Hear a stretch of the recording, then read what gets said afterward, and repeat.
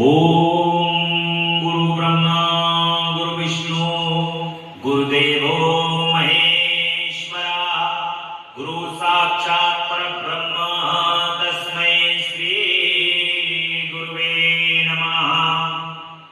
अखंड मंडलाकारं व्याप्ति चराचरं तत्पदं दर्शितं देवं तानमामि गुरुदेव।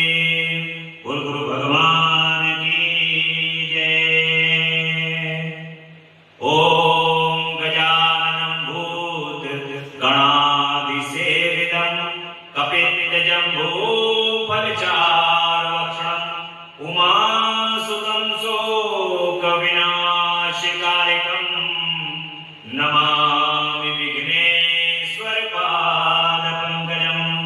बोल गणपति गजानन भगवान की जय।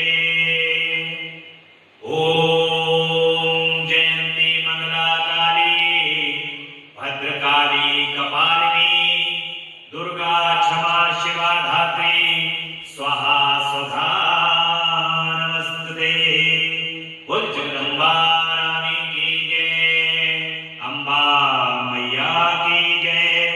जगदम्बा रानी की जय। कर्पूर गौरम करुणावतारं संसारसारं भुजगेन्द्रहारं सदा वसन्तं हृदयारविन्दे भवं भवानी सहितं नमामि। भवं भवानी सहितं नमामि। ओम नमः शिवाय।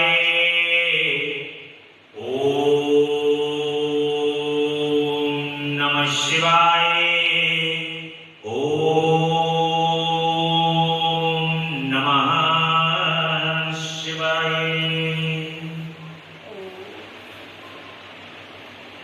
भगवान श्री गुरुदेव की असीम अनुकंपा से माता पिता के आशीर्वाद आप सभी भक्तों के भाग्य के कारण जगदम्बा अम्बा पराशक्ति की श्री चरण कमल की परम सानिध्यता के कारण ही भगवान की अमृतमयी कथा को सुनने का हमें सौभाग्य प्राप्त हुआ। करोड़ों जन्मों के पापों का क्षय हुआ है और हमारे पुण्यों का उदय हुआ है। जब करोड़ों जन्मों के पापों का क्षय होता है, वो क्षय जैसा कि हम भगवान के शिव पुराण की कथा के माध्यम से सुन रहे हैं कि भगवान के नाम स्मरण करने से करोड़ों जन्मों के पापों का क्षय है। हमारे पुण्य कर्म करोड़ों करोड़ों वर्षों के जो ये पुण्य हैं वो जागृत होकर के भगवान ने अपनी कथा को हमें प्रदान किया। हम सभी जैसा कि मैं भगवान की कथा के विषय में पिछले 13 दिन से भगवान की कथा का श्रवण आप लोग कर रहे हैं और प्रथम दिवस से भगवान की जो कथा है उसके बारे में बताया जा रहा है कि भगवान की जो कथा है बड़े श्रद्धा भाव विनम्रता और बड़े आनंद से भगवान की कथा को श्रवण करना है। क्योंकि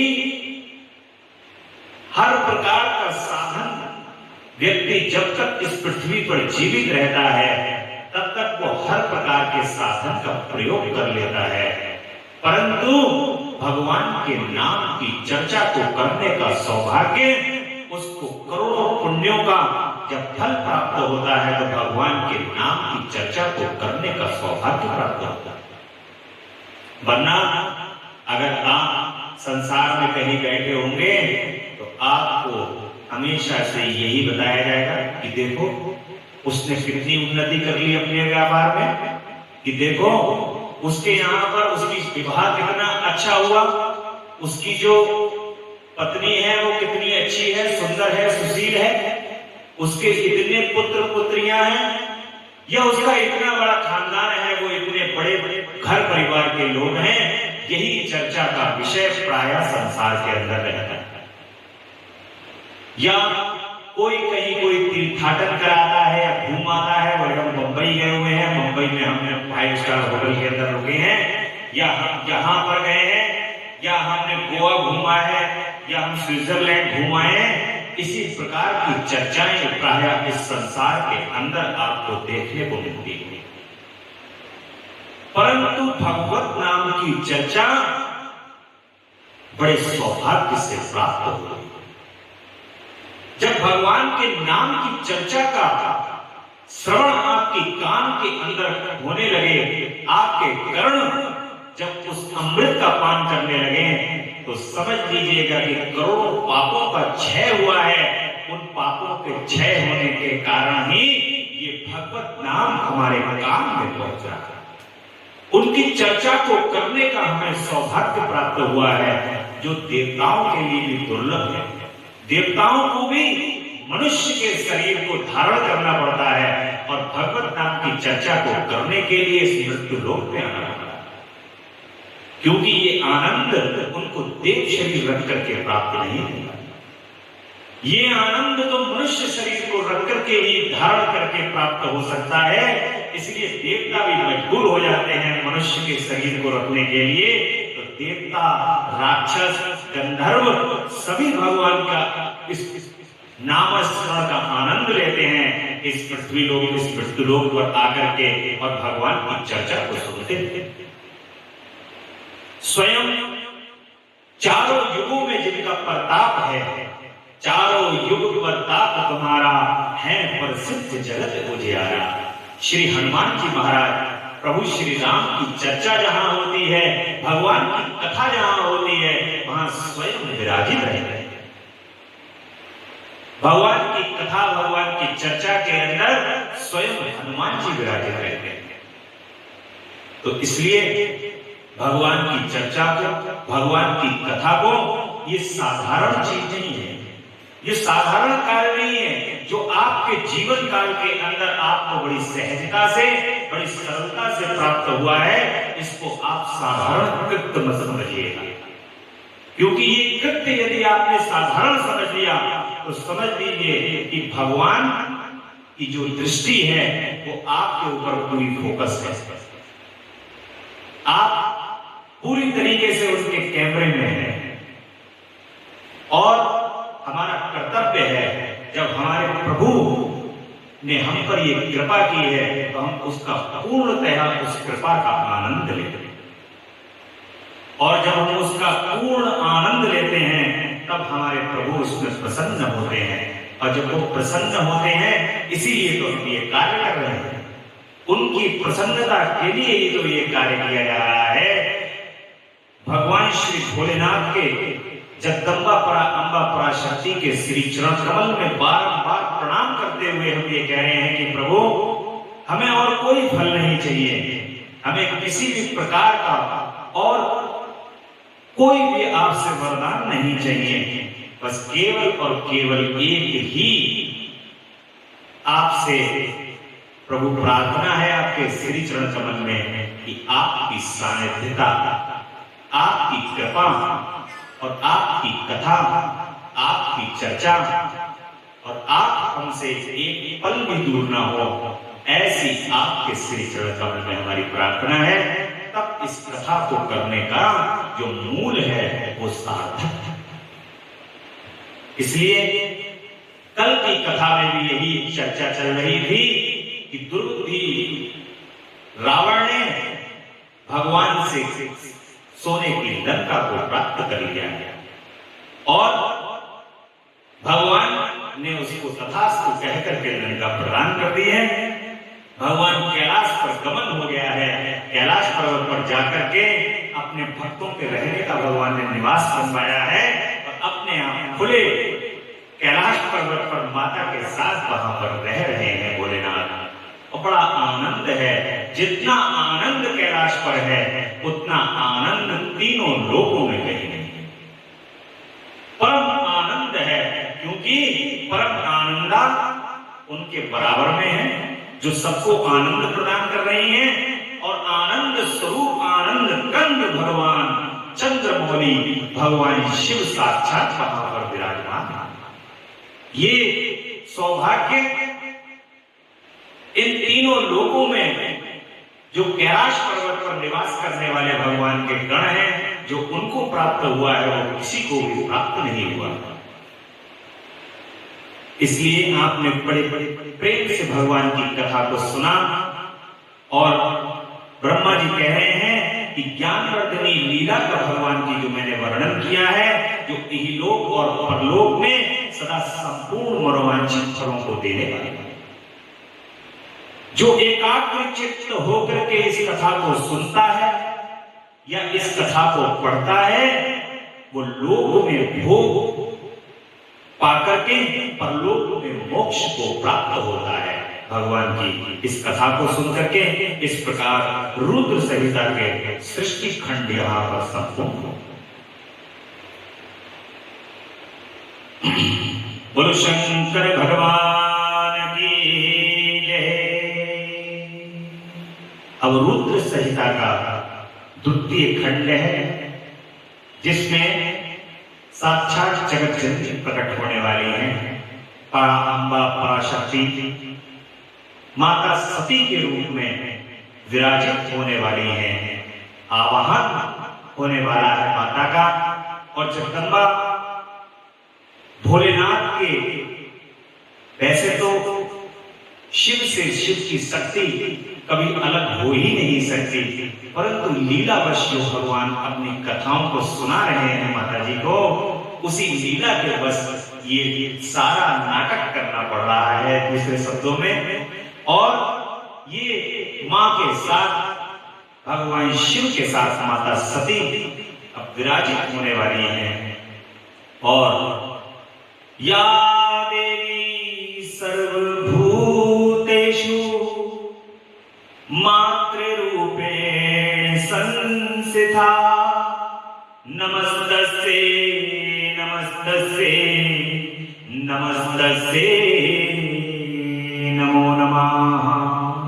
हे जगदम्बा, हे पराशक्ति, हे मां, आपकी कृपा के बगैर तो इस संसार में कुछ भी संभव नहीं है। भगवान शिव की कृपा भी आपकी कृपा से प्राप्त होती है। जब भगवान शिव कृपा करते हैं तो उसमें जगदम्बा की इच्छा होती है। ये आपने देखा, जब कुबेर को एक नेत्र कुबेर का फूट गया है, पिंगल नेत्र हो गए हैं, तो भगवान शिव कह रहे हैं कि इन पर कृपा करो। जब तुम इन पर कृपा करोगी तभी जो मैंने वरदान दिए हैं वो सार्थक होंगे देवी। ऐसा भगवान शिव जगदम्बा से कह रहे हैं। तो इसलिए मां आपकी परम कृपा से और आपकी कृपा से भगवान शिव की महिमा को हम सुने, भगवान शिव की कृपा को हम प्राप्त करें, ऐसी आप हम सब पर कृपा करो। नारद जी के प्रश्न और ब्रह्मा जी के द्वारा उनका उत्तर, नारद जी बोलते हैं कि हे महाभाग महाप्रभु, आपके मुखारविंद से मंगल करनी शंभु कथा सुनते सुनते मेरा जी नहीं भर रहा। कह रहे हैं कि आपके मुखारविंद से जब मैं ये कथा सुन रहा हूं तो मेरा मन कर रहा है कि इस कथा को और सुन, जिज्ञासा। और भगवान शिव का सारा सुचरित्र मुझसे कहिए। संपूर्ण विश्व की सृष्टि करने वाले महादेव, मैं सती की कीर्ति से युक्त शिव का दिव्य चरित्र सुनना चाहता हूं। शोभाशालिनी मां किस प्रकार दक्ष पत्नी के गर्भ से उत्पन्न हुई है, महादेव जी ने विवाह का विचार कैसे किया है, वैसे तो जगदम्बा अजन्मा, मां का एक नाम है अजन्मा, यानी कि जिन्होंने कभी जन्म ही नहीं लिया है, परंतु भक्तों की इच्छा की पूर्ति करने के लिए माता अवतरण करती हैं। जब भक्त इच्छा करते हैं तो माता अवतरण करती हैं। तो अजन्मा अब जन्म लेंगी दक्ष प्रजापति के यहाँ, और महादेव ने विवाह का विचार कैसे किया? पूर्व काल में दक्ष के प्रति रोष होने के कारण माता सती ने अपने शरीर का त्याग क्यों किया था? चेतना आकाश को प्राप्त होकर वे फिर हिमालय की कन्या कैसे बन गई? और माता पार्वती ने किस प्रकार उग्र तपस्या की और कैसे उनका भगवान शिव से विवाह हुआ? ये आप हमें बताइए महाभाग। कामदेव का नाश करने वाले भगवान शंकर के आधे शरीर में माता किस प्रकार से जाकर के स्थापित हो गई?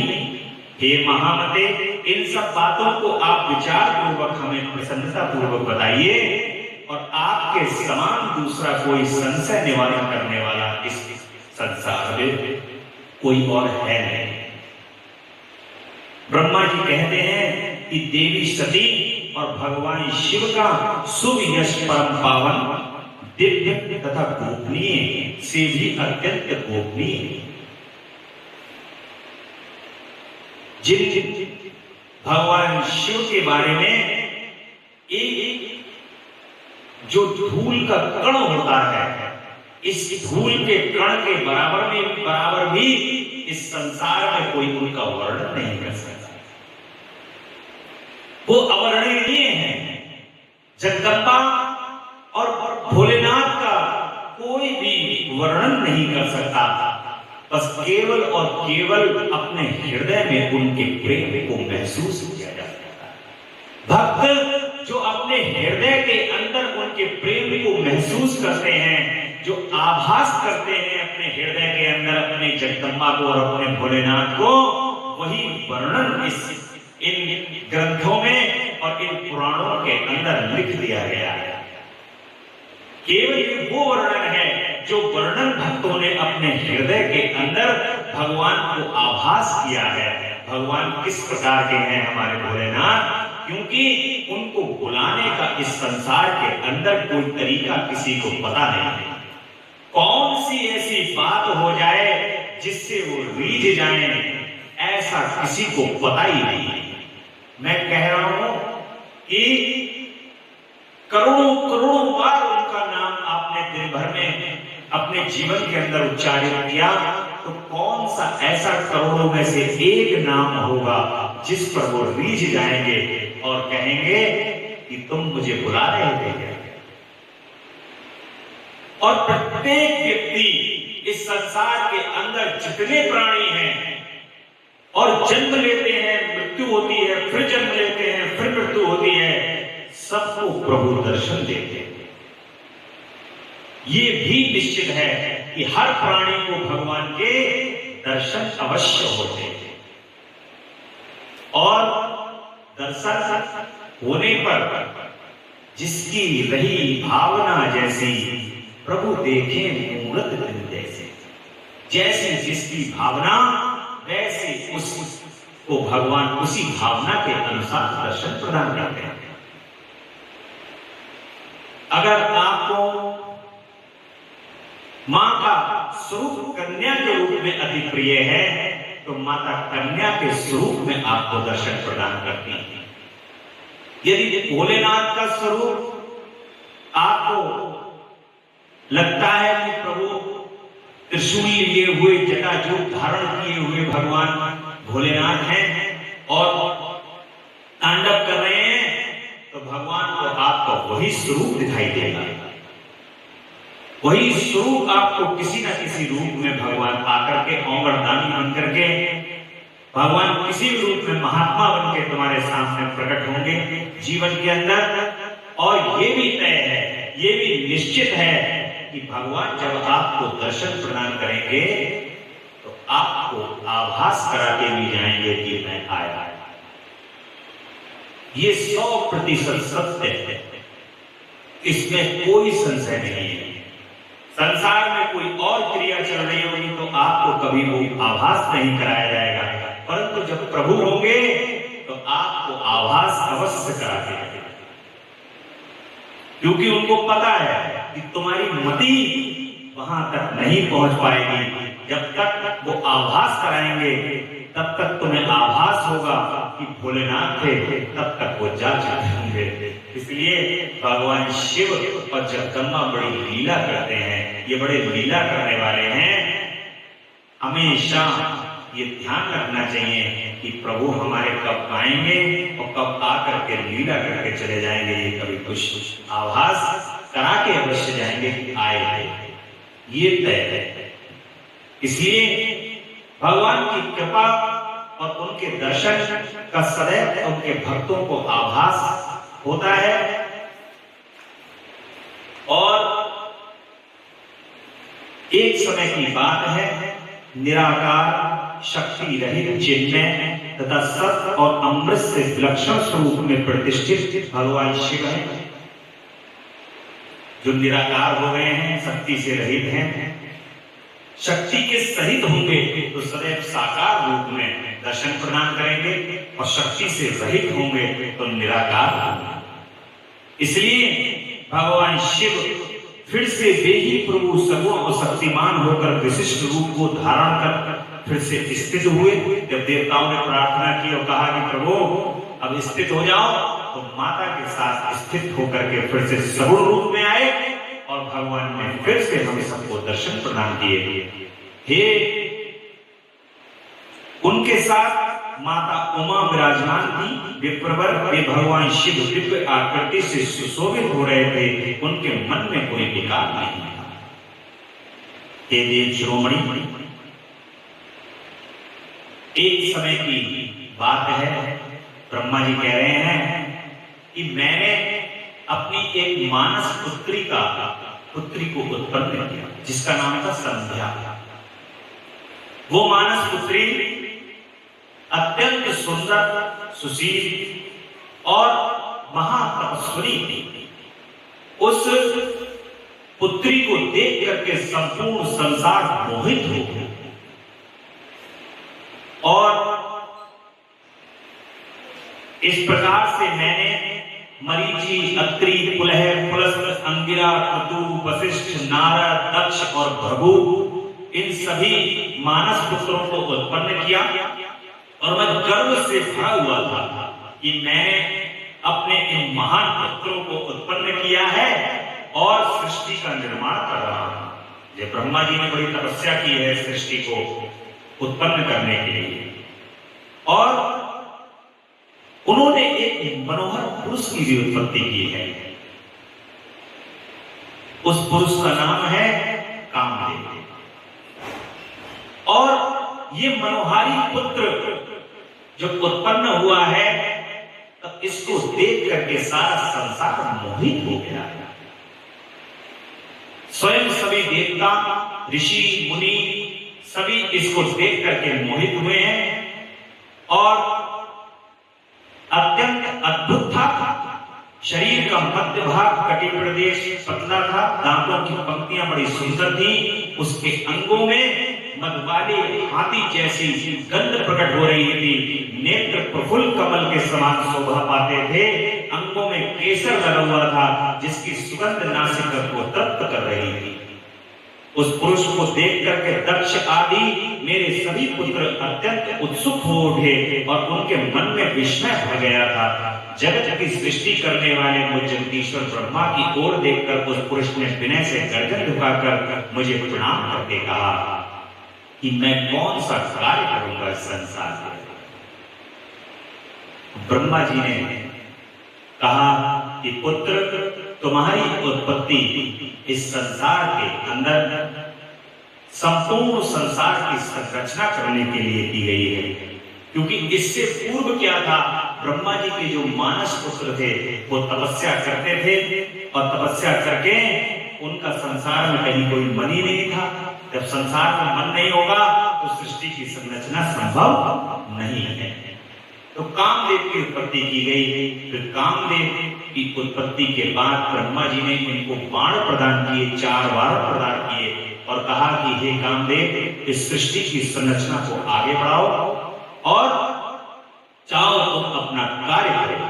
इस प्रकार से इनको आदेश प्रदान किया गया और इनके अनेक नाम रखे गए। उन नामों में इनका मन्मथ एक नाम था, काम नाम था, मदन नाम था। 3 नामों से प्रमुख रूप से ये प्रसिद्ध हुए और दर्पण भी कहलाए, सदर्प होने के कारण कंदर्प भी इनका नाम हुआ। समस्त देवताओं का सम्मिलित बाल पराक्रम भी तुम्हारे समान नहीं होगा। उन्होंने कहा कि सबका बाल पराक्रम भी यदि एकत्रित हो जाए तो कामदेव के समान किसी का बल नहीं होगा। इसलिए आपने देखा होगा जहां कहीं भी किसी को भी कोई कार्य कराना होता है तो बड़े से बड़ा महारथी इस संसार के अंदर तीनों लोगों को जीता हुआ महारथी भी कामदेव के आगे शून्य हो जाता है। उसकी शक्ति के आगे सभी शून्य हो जाते हैं और वहां पर आकर के ही सब नतमस्तक हो जाते हैं। ऐसी ब्रह्मा जी ने अपनी सृष्टि के अंदर कामदेव की उत्पत्ति की है। ब्रह्मा जी ने कहा कि मुनि तदंतर मैं वहां से कामदेव को आशीर्वाद प्रदान करके उनकी सृष्टि की संरचना का उनको आवाहन करके वहां से मैं अदृश्य हो गया।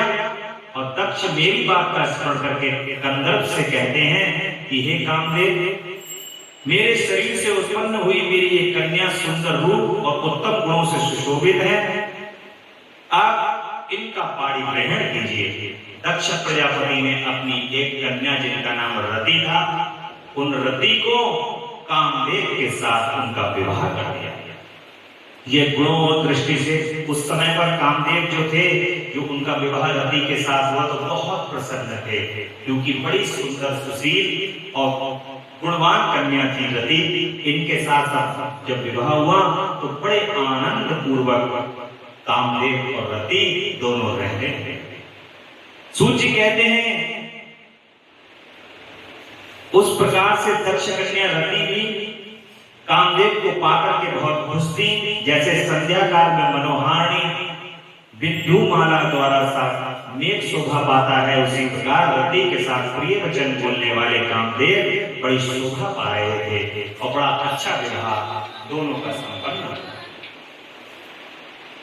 सूर्य कहते हैं ब्रह्मा जी का यह कथन सुनकर मुनिश्रेष्ठ नारद जी से कहते हैं कि श्री जिस प्रकार से लक्ष्मी जी के साथ श्री हरि के साथ लक्ष्मी जी शोभा पाती हैं, ऐसे ही वो दोनों शोभा पा रहे हैं। और ब्रह्मा जी का यह कथन सुनकर मुनिश्रेष्ठ नारद कहते हैं, सूर्य कहते हैं कि मन ही मन बड़े प्रसन्न हुए और भगवान शंकर का स्मरण करके हर्ष पूर्वक कहते हैं कि हे महाभाग विष्णु शिष्य महापते विधाता, आपने चंद्रमौली शिव की अद्भुत लीला कही। अब मैं ये जानना चाहता हूँ कि विवाह के पश्चात जब कामदेव प्रसन्नता पूर्वक अपने स्थान को चले गए तो दक्ष भी अपने घर को पधारे, आप और आपके मानस पुत्र भी अपने अपने धाम को चले गए। तब पितरों को उत्पन्न करने वाली ब्रह्म कुमारी संध्या कहाँ चली गई?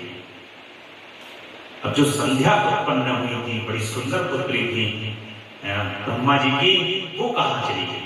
अब आप हमें उनके बारे में बताइए। तो ये संध्या जो थी, ये बड़ी तपस्वी थी, बहुत तपस्या करती थी। भगवान की तपस्या में बड़ी लीन थी। ब्रह्मा जी ने इनको कहा कि आप पर्वत पर जाकर के, हिमालय पर जाकर के तपस्या कीजिए, घोर तपस्या कीजिए। तब पितामह की आज्ञा को मान करके ये तपस्या करने चली गई और तपस्या करते करते करते करते 4 युग बीत गए। चारों युगों तक ये तपस्या करती रही। जब चारों युग बीत गए तो वशिष्ठ जी वहां से निकल रहे हैं। वशिष्ठ जी ने देखा कि कोई तपस्या कर रहा है। जब तपस्या करने में इनकी नेत्र वशिष्ठ जी को देख करके खुलते हैं तो बड़े वशिष्ठ जी को प्रणाम करते हैं। तो वशिष्ठ जी कह रहे हैं कि तुम किस कृत्य से ये तपस्या कर रही हो? तो इन्होंने अपना प्रयोजन बताया कि जो समयावधि से पहले काम की भावना उत्पन्न नहीं होनी चाहिए किसी के अंदर। इस प्रकार से समस्त संसार भगवान की तपस्या में ब्रह्मचर्य का पालन करते हुए भगवान की तपस्या में लीन रहना चाहिए। ऐसा नहीं होना चाहिए कि इस प्रकार से संसार का संचालन, सृष्टि का संचालन ठीक प्रकार से होना चाहिए। वशिष्ठ जी ने कहा कि मैं तुम्हें तपस्या का नियम बताता हूं, तुम भगवान की तपस्या, भगवान शिव इस संसार के अंदर सभी कुछ प्रदान करने वाले हैं। धर्म, अर्थ, काम, मोक्ष सबकी भावनाओं को पूर्ण करने वाले हैं भगवान शिव, जो सगुण और निर्गुण दोनों रूपों के अंदर उपस्थित रहते हैं। तो मैं उनकी तपस्या करने की विधि आपको बताता हूं। भगवान वशिष्ठ जी की आज्ञा को मान करके संध्या घोर तपस्या करती हैं और अंत में भगवान चंद्रमौली भगवान शिव को प्राप्त करती हैं। भगवान शिव बड़ी प्रसन्नता से उनको वरदान प्रदान करते हैं अपनी तपस्या के फलस्वरूप। और भगवान कहते हैं कि हे संध्या, आपको ये तो शरीर आपको त्यागना पड़ेगा और उसके बाद आप अरुंधति के रूप में वशिष्ठ जी के साथ अगले जन्म में विवाह करके वशिष्ठ जी के साथ स्थापित हो जाओगे। अरुंधति जी और वशिष्ठ जी के आश्रम के दर्शन करने का सौभाग्य हमें प्राप्त हुआ है। पूर्व में कामाख्या माता के मंदिर में, असम में कामाख्या कामरूप स्टेशन है, वहां पर पहाड़ के ऊपर अरुंधति जी का आश्रम है, बड़ा मनोरम है। इस कलिकाल में भी इतना वहां पर अच्छा लगता है जाकर के। एक पर्वत है और उस पर्वत से दूसरा पर्वत टिका हुआ है, जिसके अंदर आप गुफा के अंदर जब जाओगे तो आपको ऐसा लगेगा कि पूरा मकान घर भरा हुआ पर्वतों के आपस में टिकने से। और उस गुफा के अंदर जाकर के इतनी शांति प्राप्त होती है, इतना मन शांत होता है। हमने वहां पर दर्शन उस समय पे करने का माने सौभाग्य प्रदान किया था, तो उस समय पे दर्शन कामाख्या जी के किए थे। और वहां वशिष्ठ जी के आश्रम भी गए थे। वहां वशिष्ठ जी के आश्रम में माता अरुंधति और वशिष्ठ जी के आश्रम में दर्शन प्राप्त हुए। माता अरुंधति परम सती हैं और भगवान वशिष्ठ जी की पत्नी है। और माता और भगवान वशिष्ठ और माता अरुंधति दोनों अजर और अमर हैं। माता अरुंधति और वशिष्ठ जी का विवाह हुआ। विवाह होने के बाद जब दोनों तैयार होकर के उस पर्वतमाला से बाहर आए तो माता कामाख्या बाहर आई हैं, दर्शन है। तो माता कामाख्या दोनों को देख करके कहती हैं, अरे वाह, दोनों की जोड़ी तो बहुत सुंदर लग रही है। अब मैं चाहती हूं कि ये जोड़ी कभी संसार में नष्ट ना हो। माता जी कह रही है कि ये जोड़ी कभी नष्ट ना हो और आशीर्वाद प्रदान कर रही है कि तथास्तु ये जोड़ी हमेशा ऐसे ही रहेगी। आज भी वशिष्ठ जी और माता अरुंधति उसी स्वरूप में संसार के अंदर है। चारों युगों के अंदर दोनों ऋषि और ऋषि पत्नी दोनों विचरण करते हैं। वो संपूर्ण संसार का विनाश होता है, परंतु उनका विनाश नहीं होता। और भगवान शिव की जब तपस्या करती हैं और तपस्या करने के बाद माता अरुंधति के रूप में वशिष्ठ जी के साथ प्राप्त होती हैं। और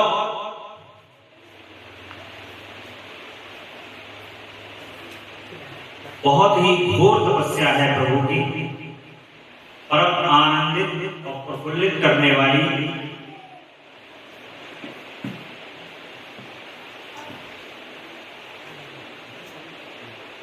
मेरी ये बात सुन करके मधुसूदन भगवान लोक सृष्टा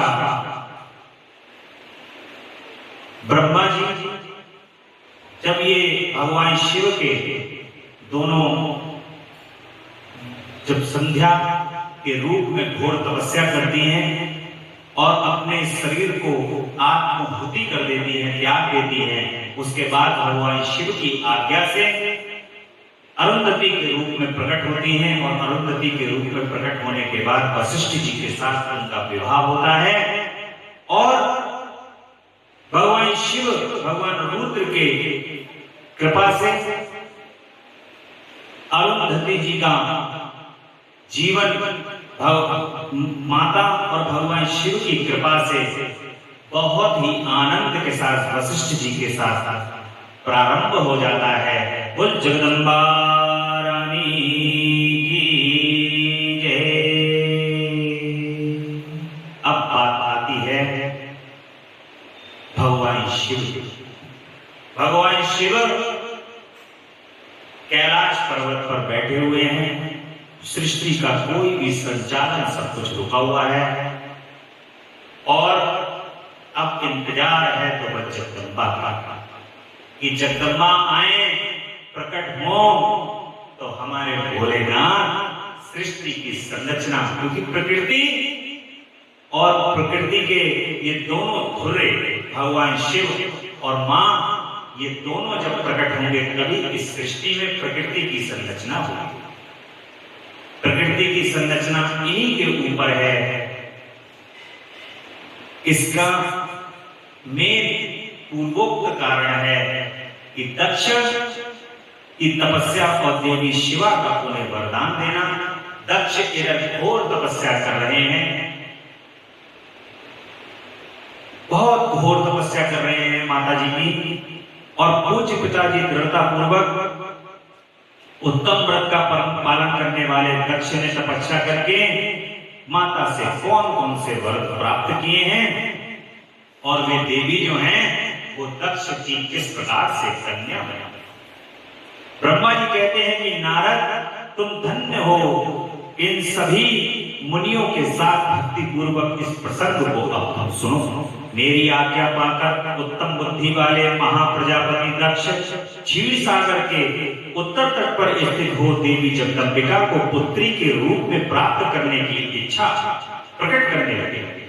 दक्ष को ये अंदर से इच्छा प्रकट हुई कि जगदम्बिका जो है वो मेरी पुत्री के रूप में जन्म लेंगे और हृदय मंदिर में विराजमान करके तपस्या को प्रारंभ करने लगे।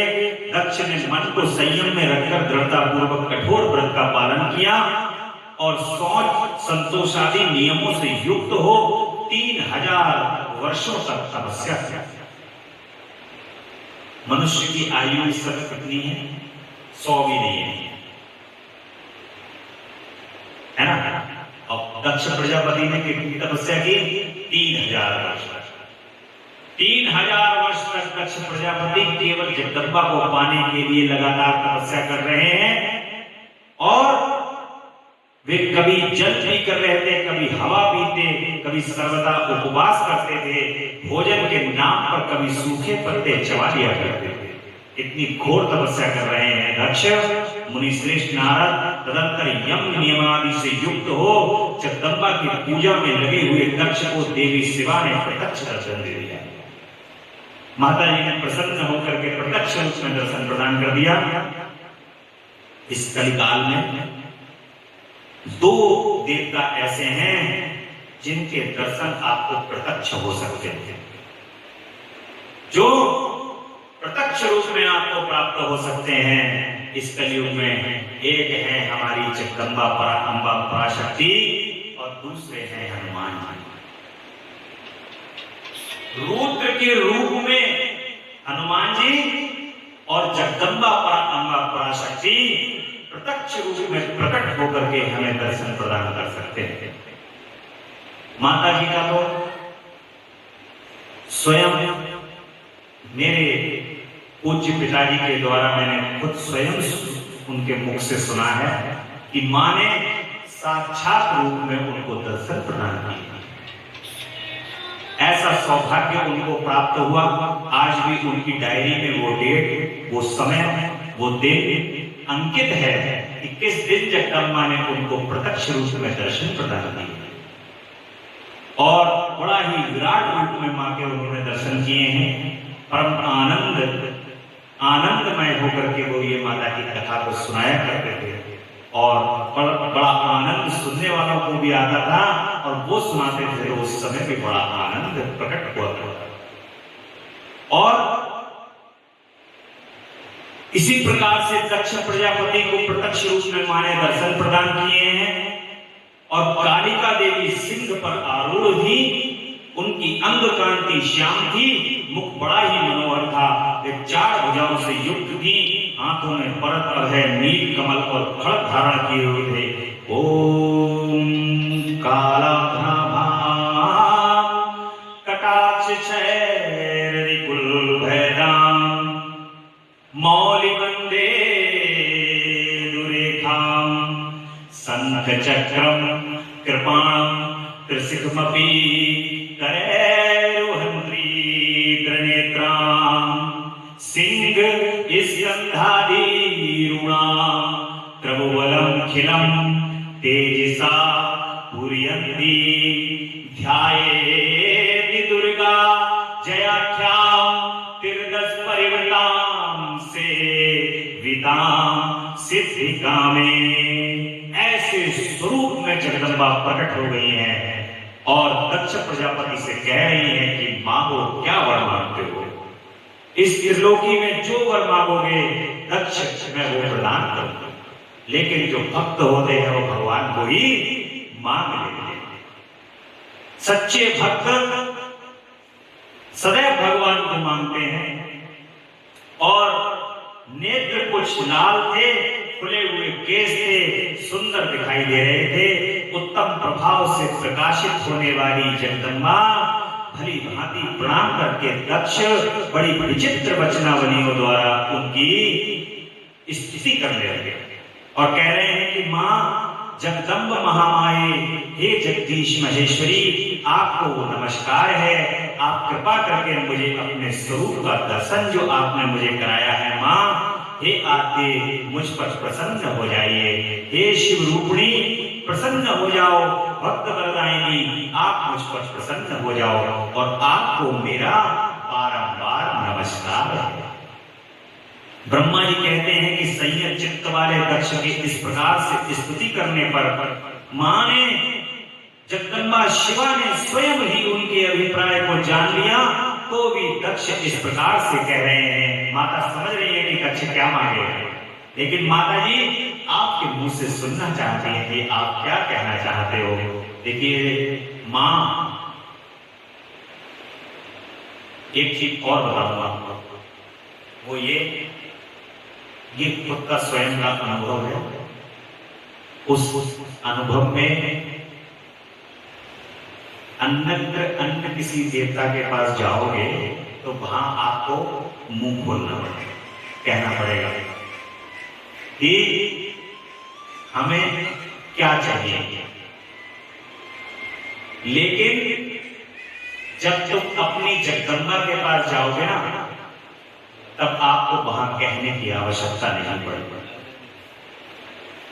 क्योंकि मां सर्वत्र सब कुछ जानती है।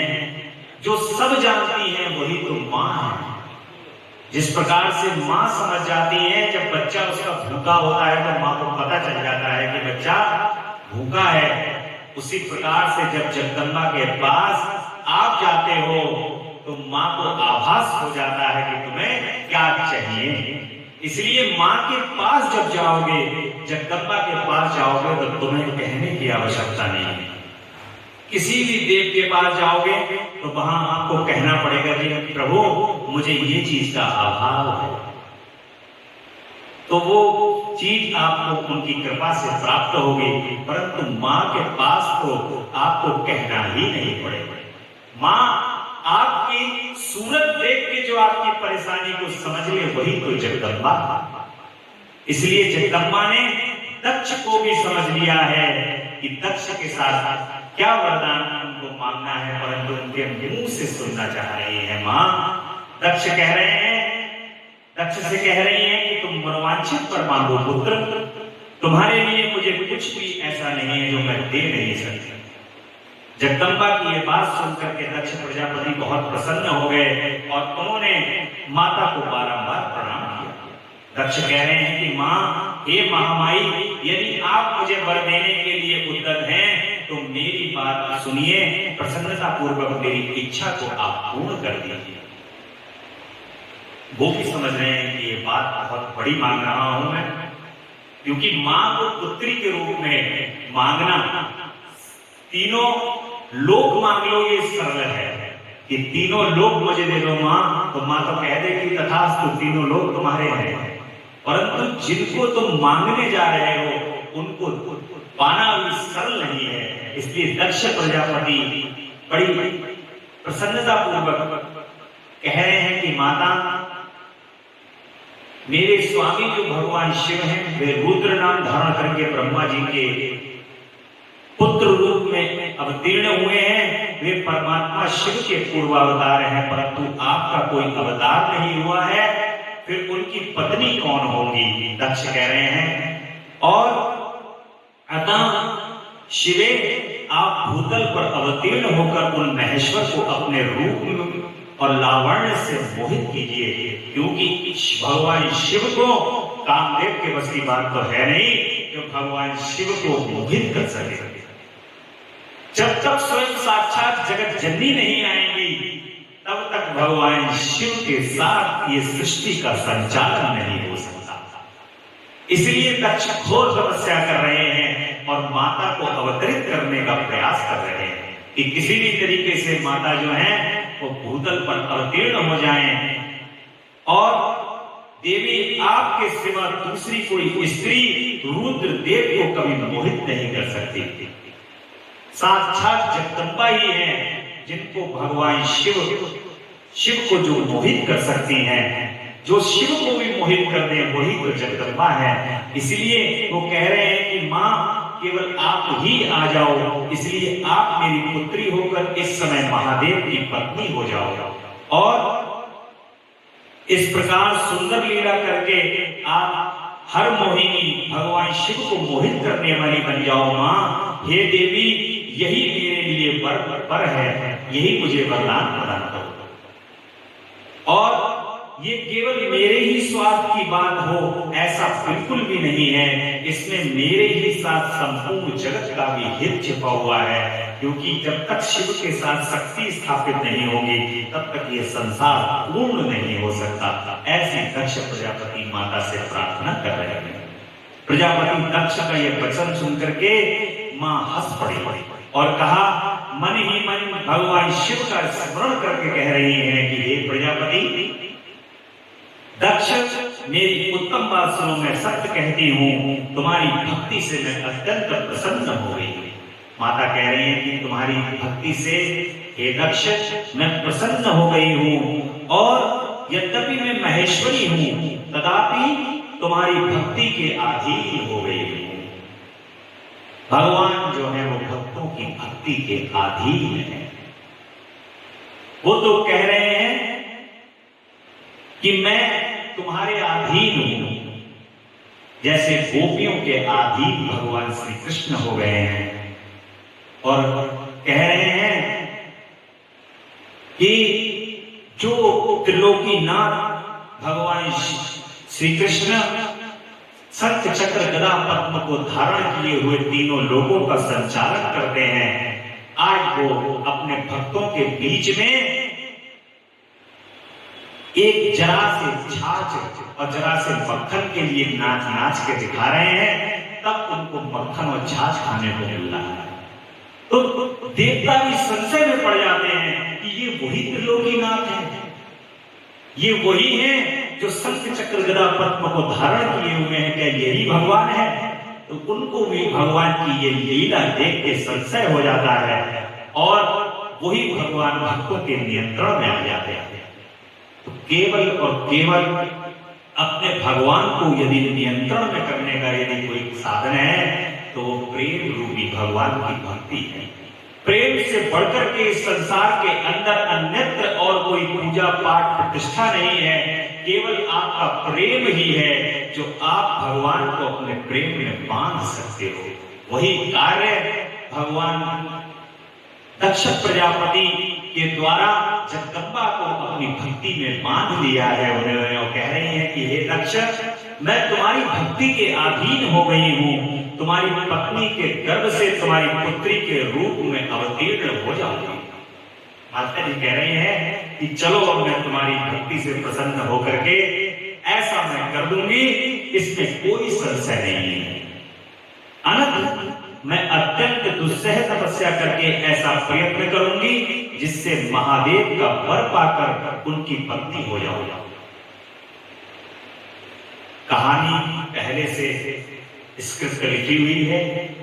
माता जी जो है वो कह रही हैं कि मैं ऐसी घोर तपस्या करूंगी जिससे भगवान शिव को प्राप्त हो जाऊंगी और इसके सिवा और किसी उपाय से कार्य सिद्ध नहीं हो सकता, क्योंकि वे भगवान सदाशिव सर्वदा निर्विकार है, ब्रह्मा और विष्णु के भी सैप्य है तथा नित्य परिपूर्ण है। मैं सदा उनकी दासी और प्रिया हूं। उनके जन्म में वे नाना रूपधारी शंभु ही मेरे स्वामी होते हैं। जितने जन्म लेती हूं उतने में ही भगवान शिव मेरे ही, मैं ही उनकी पत्नी के रूप में स्थापित होती हो जाकर। इसी बात पर मैंने कहानी आप लोगों को सुनाई थी पूर्व में। नारद जी से पूछा था कि नारद जी ये मुंडों की माला का रहस्य आप कथा को पूर्व में सुन चुके हैं, इसीलिए ये माँ प्रथम दिन ही मैंने ये बताया था, माता वही कथा जो है लगातार सुन रही है और कथा जो है वो निरंतर चल रही है। ये जो कथा है जो आप सुन रहे हो ये भी चल रही है, ये लगातार चल रही है। ये जो वाणी सुन रहे हो ये स्वयं भगवान शिव की वाणी है और ये जो कान में आवाज पहुंच रही है ये जगदम्बा है। वाणी शिव है और कर्ण जगदम्बा है।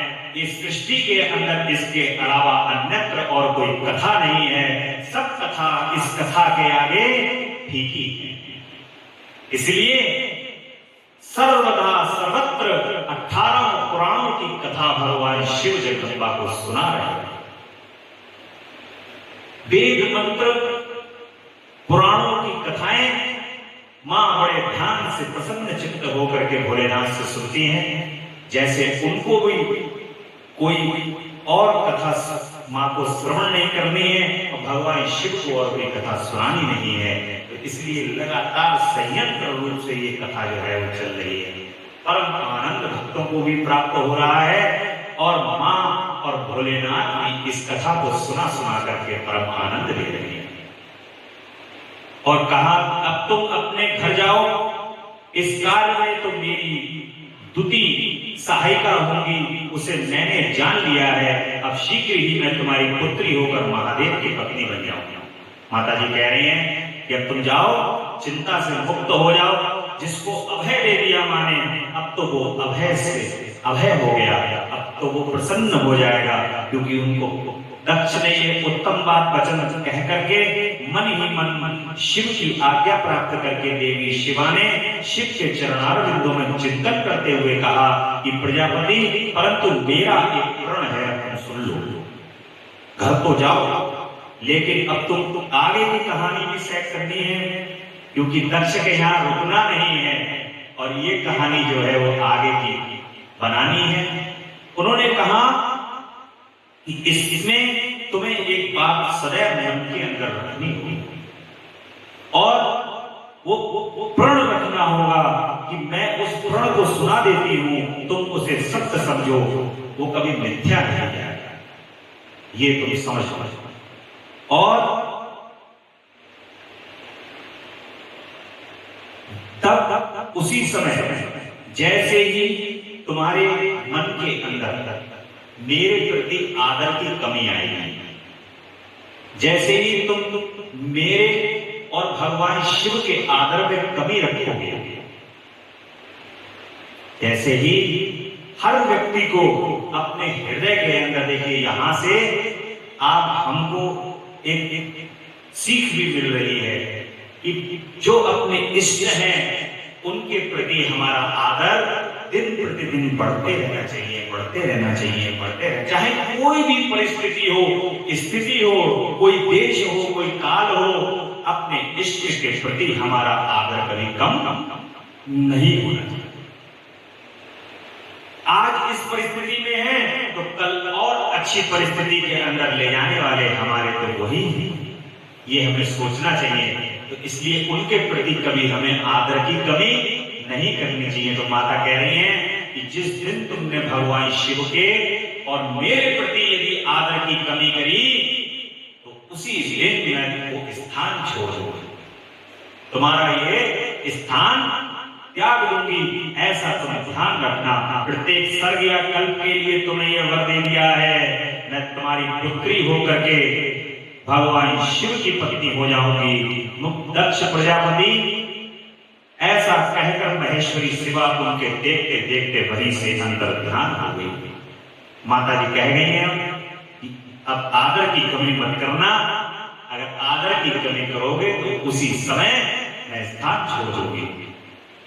और ब्रह्मा जी की आज्ञा से दक्ष द्वारा इस सृष्टि का आरंभ होता है। अपने पुत्र हर्षों और स्वाभिलाषों की निवृत्ति के मार्ग में भेजने के कारण दक्ष जो है वो नारद जी को शाप दे देते हैं।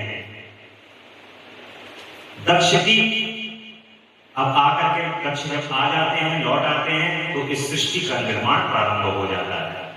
और दक्ष की 60 कन्याओं का विवाह वारिणी, दक्ष और वारिणी के यहां देवी शिवा का अवतार होने वाला है।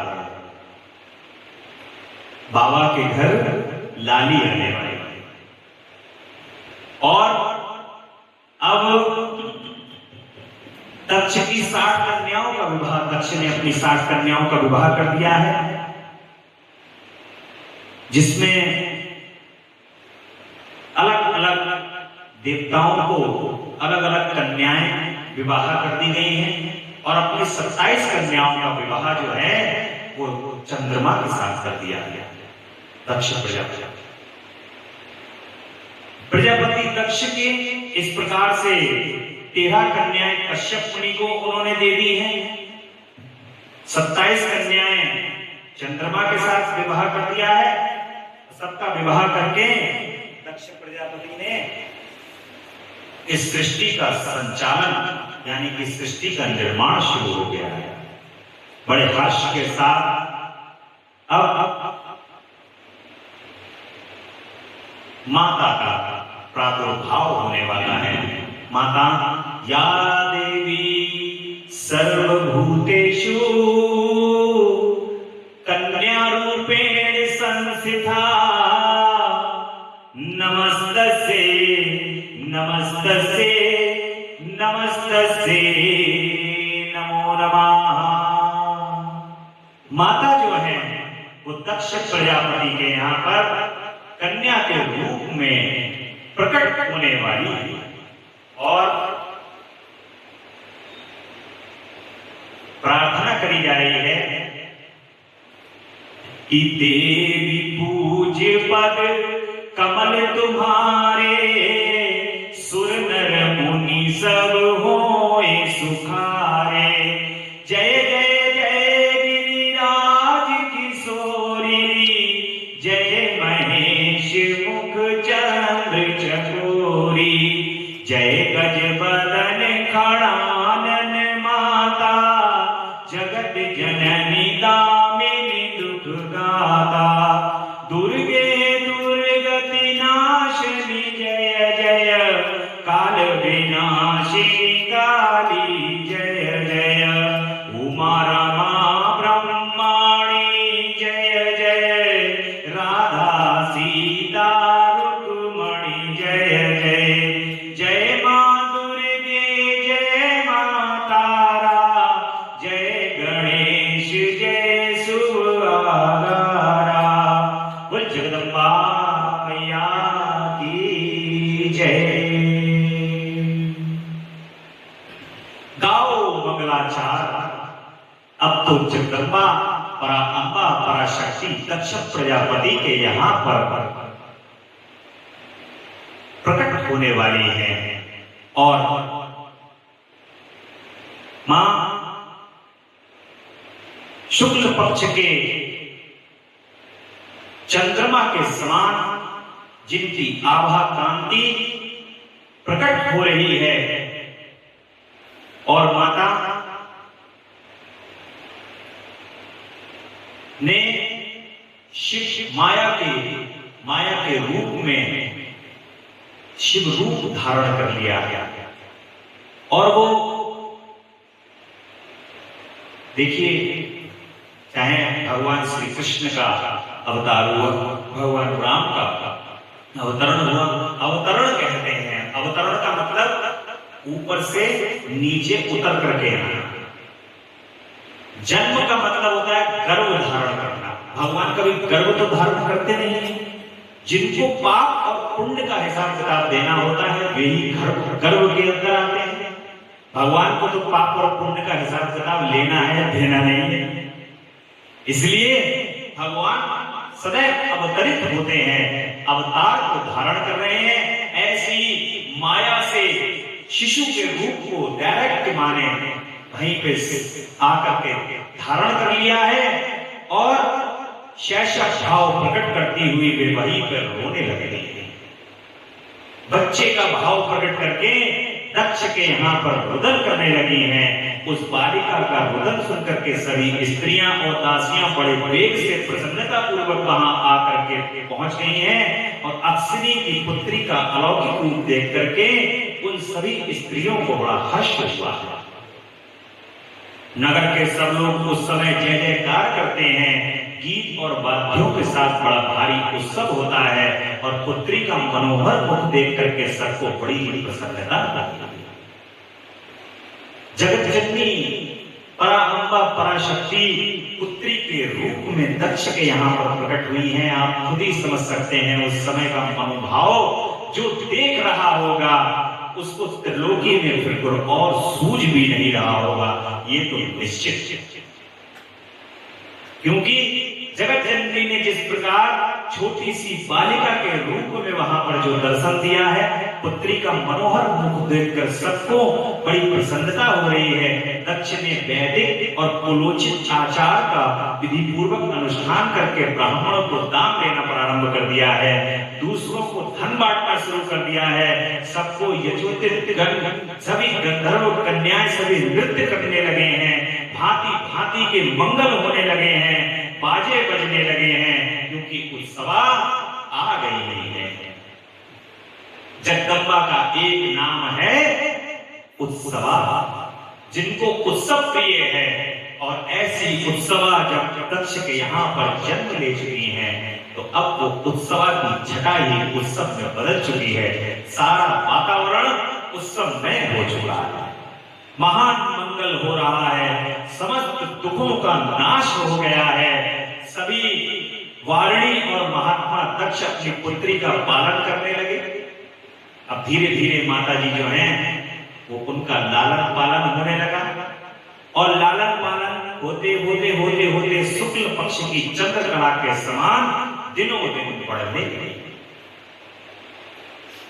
अब बाल्यावस्था में भी समस्त उत्तमोत्तम गुण उसी तरह प्रवेश करने लगे जैसे शुक्ल पक्ष के बाल चंद्रमा में सभी मनोहारिणी कलाएं प्रविष्ट हो जाती हैं। अब माता जी को कौन वेद विद्याएं सिखाएगा?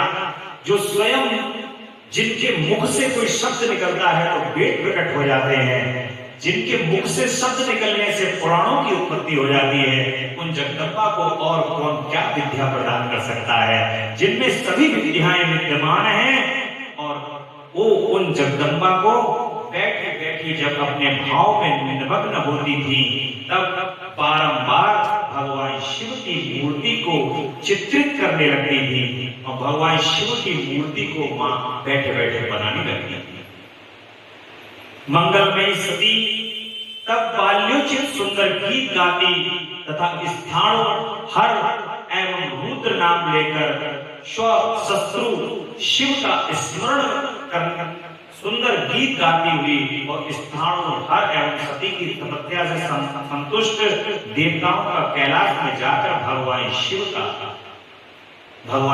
शिव की वहां पर स्तुति करने लगी। इस प्रकार जब चित्र बनाने लगती थी माता जी, कभी भगवान शिव का गान करने लगती थी और कभी तपस्या में लीन हो जाती थी बैठे बैठे। तो इस प्रकार से जो देवताओं ने देखा कि इतनी घोर तपस्या जब माता देवताओं को कक्ष के माध्यम से प्रायोजन पता था कि माता आ चुकी हैं, अब इनका वर्ण भगवान शिव से जल्दी से करा, क्योंकि जब ये भगवान शिव के पास इनका वर्ण होगा तभी सृष्टि का संचालन होगा।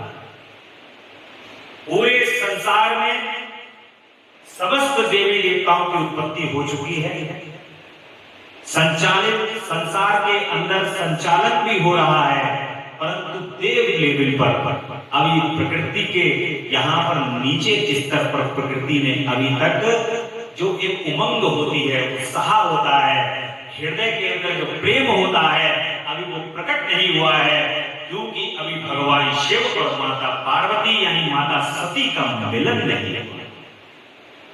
जब शिव और सती दोनों मिलेंगे, शिव और शक्ति जब दोनों मिलेंगे, तब ये संसार के अंदर मृदंग बजने लगेंगे, इस संसार के अंदर स्वयं ही संगीत की उत्पत्ति हो जाएगी। ऐसा माता सती और भगवान शिव के मिलने से होगा। और देवता जो ये नीरस पड़ा हुआ संसार है, इसको मनोहर करने के लिए भगवान शिव के पास पहुंच जाते हैं और भगवान शिव से उनकी स्तुति करने लगते हैं। बोले शंकर भगवान की जय।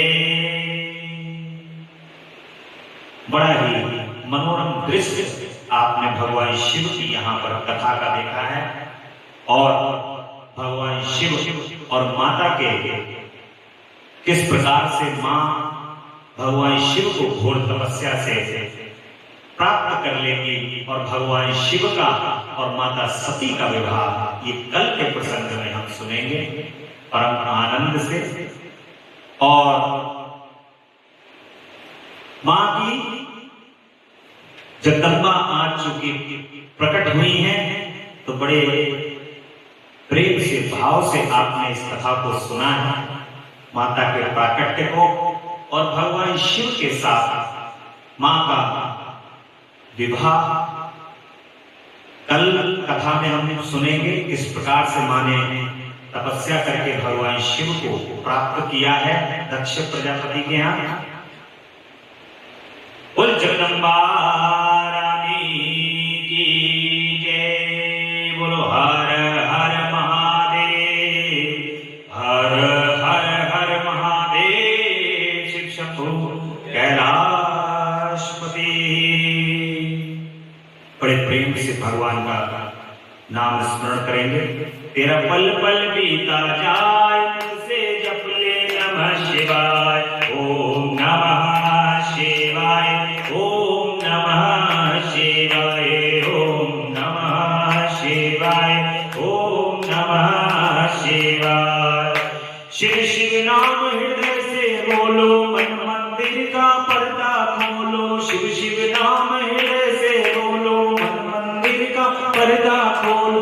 तेरी आयु निष्फल जाए, मुझसे जप ले नमः शिवाय। ओम नमः शिवाय, ओम नमः शिवाय, ओम नमः शिवाय, ओम नमः शिवाय। ये दुनिया पंछी का मेला, मानव तोड़ जाए अकेला। ये दुनिया पंछी का मेला, मानव तोड़ जाए अकेला। सगे संबंधी सब रह जाए, मुझसे जप ले नमः शिवाय।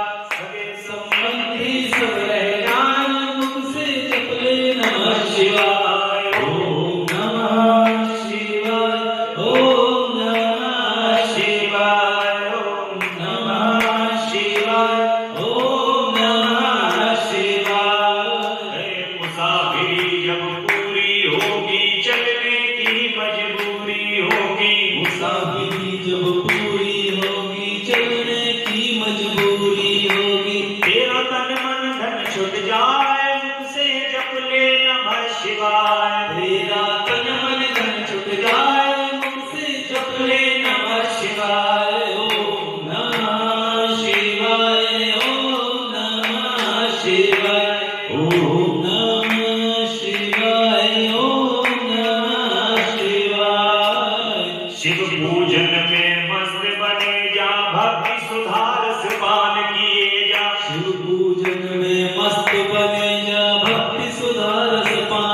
के जा। दर्शन दिव्य ज्योति के पाए मुख से जप ले नमः शिवाय। दर्शन विश्वनाथ हो जाए मुख से जप ले नमः शिवाय। ओम नमः शिवाय, ओम नमः शिवाय, ओम नमः शिवाय, ओम नमः शिवाय।